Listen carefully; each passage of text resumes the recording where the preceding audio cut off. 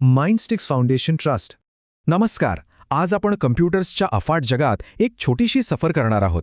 म्हणजे आपल्या घरातल्या लॅपटॉपपासून ते जगातील सर्वात पॉवरफुल मशीनपर्यंत. संगणक म्हणजे नेमकं काय आणि ते किती प्रकारचे असतात हे सगळं आज आपण उलगडून बघणार आहोत. आता बघा, कॉम्प्युटर हा शब्द ऐकला की आपल्या डोळ्यासमोर साधारणपणे असंच काहीतरी येतं, बरोबर? एक लॅपटॉप किंवा डेस्कटॉप. पण खरं सांगायचं तर हे फक्त हिमनगाचं एक टोक आहे. याच्यामागे एक खूप मोठं अदृश्य जग आहे. म्हणजे एकीकडे आहे आपला रोजच्या वापरातला कॉम्प्युटर आणि दुसरीकडे आहेत असे महाकाय कॉम्प्युटर्स जे विमानं उडवतात, हवामानाचा अंदाज लावतात. मग या दोन्हींमध्ये नेमका फरक तो काय?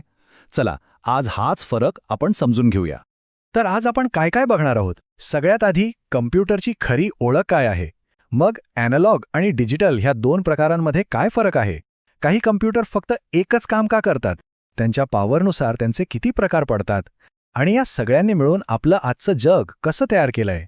चला तर मग सुरुवात करूया अगदी बेसिक गोष्टीपासून. जेव्हा आपण कम्प्युटर असं म्हणतो तेव्हा त्याचा खरा अर्थ काय असतो, त्या मशीनचं मूळ काम काय आहे. आता आपण कॉम्प्युटर्सच्या वर्गीकरणातल्या सगळ्यात महत्त्वाच्या भागाकडे वळूया. म्हणजे ते माहितीवर नक्की कशा प्रकारे काम करतात यावरून त्यांचे दोन मुख्य प्रकार पडतात. ह्याला आपण कम्प्युटरच्या विचार करण्याच्या दोन पद्धती म्हणू शकतो.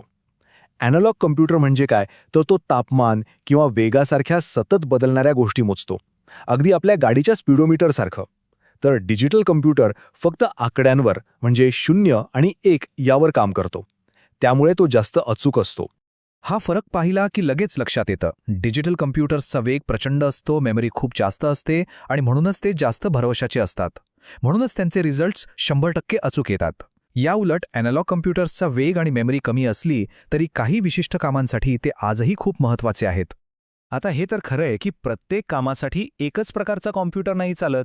म्हणूनच काही मशीन्स फक्त खास कामांसाठीच बनवल्या जातात. यात हायब्रिड कॉम्प्युटर्सचाही समावेश होतो. काही कम्प्युटर्सना फक्त एक आणि एकच काम दिलेलं असतं, पण ते काम खूप महत्त्वाचं असतं. विचार करा, विमानाची ऑटो पायलट सिस्टम किंवा जहाजाचं नॅव्हिगेशन. ही अशी कामं आहेत जिथे जराही चूक चालत नाही आणि म्हणूनच तिथे स्पेशल पर्पज कम्प्युटर्स वापरले जातात. आणि मग येतो एक इंटरेस्टिंग प्रकार, हायब्रिड कम्प्युटर. हा ॲनालॉग आणि डिजिटल या दोन्ही जगांमधल्या बेस्ट गोष्टी एकत्र आणतो. हा खरंच एक मधला मार्ग आहे. हॉस्पिटल्समधलं हे मॉनिटर बघा, हे हायब्रिड कम्प्युटरचं एक उत्तम उदाहरण आहे. हे हृदयाच्या ठोक्यांसारखे ॲनालॉग सिग्नल्स घेते आणि त्यांना डिजिटल आकड्यांमध्ये बदलून आपल्याला स्क्रीनवर दाखवते.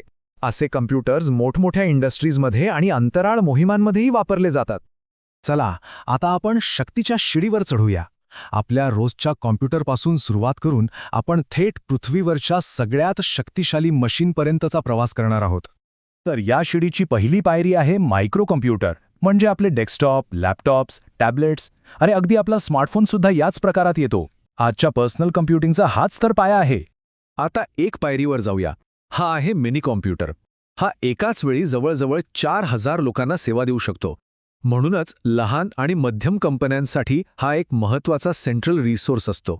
आणि आता येतो मेन फ्रेम कम्प्युटर. माहितीये का की याच कम्प्युटर्समुळे आपली संपूर्ण बँकिंग सिस्टीम चालते. मोठ्या कंपन्या आणि सरकार यांचा सगळा महत्त्वाचा डेटा सांभाळण्याचं काम हेच मेनफ्रेम कम्प्युटर्स करतात. आणि आता आपण पोहोचलोय या शक्तीच्या शिखरावर. सुपर कम्प्युटर हा जगातला सर्वात वेगवान आणि शक्तिशाली कम्प्युटर आहे. याची ताकद इतकी आहे की तो एका सेकंदात अब्जावधी सूचनांवर प्रक्रिया करू शकतो. सुपर कम्प्युटरची खरी ताकद या कामांमधून दिसते. हवामानाचा अचूक अंदाज वर्तवणे, अणुऊर्जा संशोधन, अंतराळ विज्ञान ही इतकी अवघड कामं आहेत की ती फक्त आणि फक्त सुपर कम्प्युटरच करू शकतो. म्हणजे विचार करा, पुढच्या आठवड्यात पाऊस येणार की नाही हे ठरवण्यामागे एका सुपर कम्प्युटरचा हात असतो. ओके, तर आता शेवटच्या टप्प्याकडे येऊया. हे सगळे वेगवेगळे कम्प्युटर्स मिळून आपलं आधुनिक जग कसं चालवतात ते पाहूया.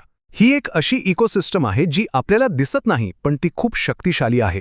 विज्ञान आणि मेडिकल क्षेत्रात कम्प्युटर्सचा किती मोठा वाटा आहे हे बघा. सूर्यमालेचं मॉडेलिंग करण्यापासून ते MRI स्कॅनद्वारे आजाराचं निदान करण्यापर्यंत सगळीकडे कम्प्युटर्सच आहेत. आणि आपल्या रोजच्या आयुष्यात ATM मधून पैसे काढण्यापासून ते ईमेल पाठवण्यापर्यंत आणि आपण जे चित्रपटांमध्ये स्पेशल इफेक्ट्स बघतो त्यामागे सुद्धा हेच वेगवेगळे कम्प्युटर्स पडद्याआड सतत काम करत असतात. तर सांगायचा मुद्दा हा आहे की आपलं जग हे खरं तर या वेगवेगळ्या प्रकारच्या एकमेकांशी जोडलेल्या कम्प्युटर्सच्या एका प्रचंड मोठ्या नेटवर्कवर चालतं आणि या नेटवर्कमधल्या प्रत्येक कम्प्युटरची एक खास भूमिका आहे. आणि जाता जाता एक विचार करायला लावणारा प्रश्न. आज आपण जे कम्प्युटर्स पाहिले ते आपल्या आजच्या समस्या सोडवत आहेत, पण भविष्यातल्या मोठ्या समस्या जसं की हवामान बदल यांसारख्या आव्हानांना तोंड देण्यासाठी आपल्याला कोणत्या प्रकारच्या नवीन कम्प्युटरची गरज पडेल? जरा विचार करा.